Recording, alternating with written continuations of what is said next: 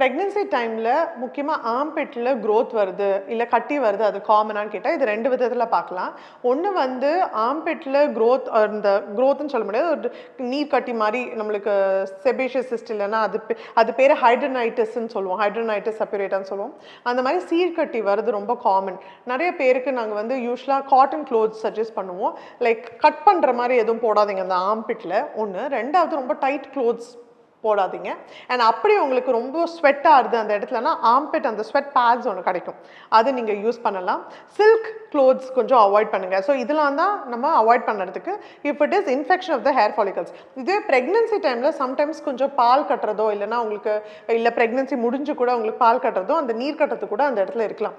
So ஒரு doctor கிட்ட காமிச்சு அது என்ன, அது ஏழு சீட் கட்டியா இல்லைனா அது எதனால அந்த தேக்கம் இருக்குது அப்படின்னு அந்த கட்டி வருதுன்னு பார்த்துட்டு பேஸ்ட் வந்துட்டு அதுக்கு நம்ம ட்ரீட்மெண்ட் பண்ணலாம். ஆன்டிபயோட்டிக்ஸும் பெயின் கில்லர் ரெண்டுமே ஒர்க் ஆகும்.